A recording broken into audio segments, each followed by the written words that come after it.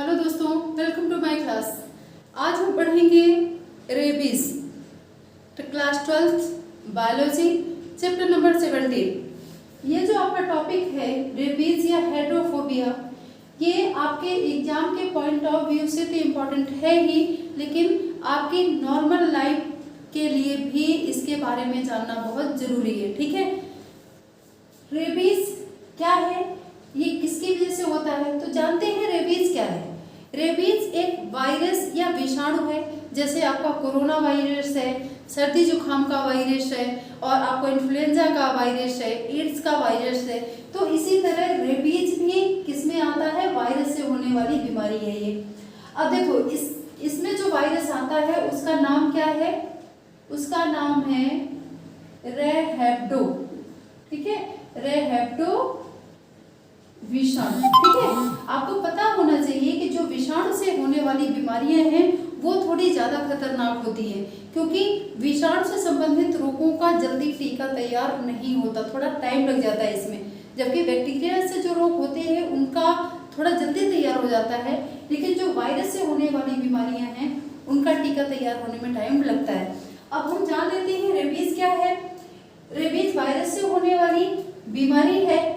अब ये किसमें पाई जाती है, किसमें इसका संक्रमण होता है विषाणु का, ये होता है कुत्ते में, बिल्ली में, बंदर में, या बहुत सारे ऐसे जंगली जानवर हैं जिसमें रेबीज का संक्रमण होता है। ठीक है, अब ये आपको क्लियर हो गया रेबीज क्या है, ये किस वजह से होता है। अब इसका संक्रमण कैसे फैलता है, देखिए अगर किसी भी जानवर को रेबीज है, रेबीज हो गया है, तो वो क्या करेगा, जब वो किसी को काटता है, चाहे वो बंदर हो, चाहे कुत्ता हो, चाहे बिल्ली हो, अगर वो मनुष्य को काटता है तो ये जो विषाणु होता है ना, रेहेप्टो विषाणु, इन जानवरों के लार में पाया जाता है। और ये लार के द्वारा जब ये किसी व्यक्ति को काटते हैं तो उस व्यक्ति में लार के द्वारा इनका संक्रमण फैल जाता है। ठीक है, अब देखिए इसका लक्षण क्या है।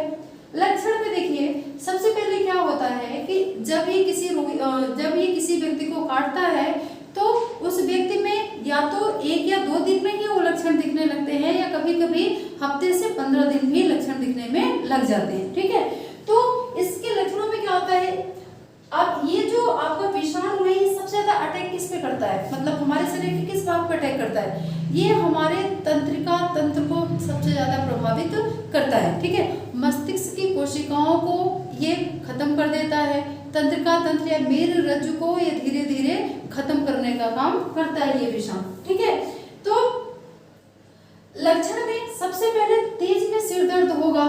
ठीक, तेज में सिर दर्द नहीं, सर में तेज दर्द होगा, सॉरी, सर में तेज दर्द होगा, और जो छाती और शरीर की मांसपेशियां हैं उसमें तेज ऐंठन होती है, मरोड़ टाइप का दर्द होता है। गला बिल्कुल, गले में खराश होने लगती है, गला बिल्कुल बंद हो जाता है, जिसकी वजह से जो रोगी होता है वो भोजन तक निकलने में उसको कठिनाई होती है। मुंह से लगातार लार का स्रावण होता है। ठीक है, लोग बोलते हैं ना कि कुत्ते जैसे लक्षण आ जाते हैं, तो मतलब यही सारे सिम्टम, जैसे कुत्ते के मुंह से आपने देखा होगा लार निकलती है, तेज तेज सांस चलने लगती है, हाँ, तो इसी तरह इंसान में भी लार निकलने लगती है। ठीक है, उसको बहुत ज्यादा घबराहट होने लगती है। अब देखिए इस रोग को हाइड्रोफोबिया क्यों बोला जाता है। हाइड्रोफोबिया यानी पानी का पागलपन या पानी से डर। अब इसमें ये जो रोगी है ये पानी को देखकर बिल्कुल भयभीत हो जाता है, इसके गले में इतना दर्द होता है, इसको प्यास लगती है, लेकिन ये दर्द की वजह से पानी को नहीं पी पाता और पानी से दूर भागता है। इसीलिए इस रोग को क्या बोला जाता है, हाइड्रोफोबिया भी कहा जाता है। ठीक है, इतना क्लियर है। अब इसके बचाव और उपचार क्या है। बचाव, मान लीजिए किसी कुत्ते या बंदर ने किसी इंसान को काट लिया, तो तुरंत उसको क्या करना चाहिए, रनिंग वाटर, मतलब चलते हुए पानी, जो पानी ऊपर से गिर रहा हो वहां पे जिस भाग में काटा हो उसको रख के धोना चाहिए, ताकि तुरंत अगर कुत्ते ने काटा हो तो वो वायरस तुरंत तो अंदर जाएगा नहीं, तो वायरस उस पानी के साथ क्या हो जाएगा, बह जाएगा। ठीक है, और दूसरा तुरंत उसमें किसी एंटीसेप्टिक डिटॉल वगैरह या जो आपका सिथॉल वगैरह होता है उससे उसको, या अल्कोहल कुछ भी है तो उससे उस घाव को धोना चाहिए। ठीक है, तीसरा क्या है, जिस कुत्ते ने काटा है उस पे लगभग मतलब 10 से 11 दिन नजर रखी जाती है। इसका रीजन क्या है कि जो कुत्ता है वो रेबीज से ग्रसित या नॉर्मल कुत्ते ने काटा है, इस चीज का पता लगाने के लिए उस पर नजर रखी जाती है। अगर रेबीज से ग्रसित कुत्ते ने काटा है तो इंजेक्शन लगाना बहुत ज्यादा कंपलसरी हो जाता है। अगर मान लो रेबीज नहीं है कुत्ते को और फिर उसने काटा है तो फिर इतनी ज्यादा दिक्कत नहीं होती, इंजेक्शन के जो डोजेस होते हैं वो शायद कम हो जाते हैं। ठीक है, तो इसलिए उस पर नजर रखी जाती है ताकि पता लगाया जा सके कि जिस कुत्ते ने काटा है वो रेबीज से संक्रमित है कि नहीं। अब पता कैसे चलेगा? देखो, जो रेबीज से संक्रमित कुत्ता होगा वो उसकी एक्टिविटी बहुत ज्यादा फास्ट हो जाती है, बहुत तेजी से भागता है, इधर उधर लोगों को काटने की कोशिश करता है। दूसरा क्या है कि उसके मुंह से बहुत ज्यादा लार निकलती है। ठीक है, उसकी आवाज में भी जो वो भौंकता है उसकी आवाज में भी क्या हो जाता है, परिवर्तन हो जाता है।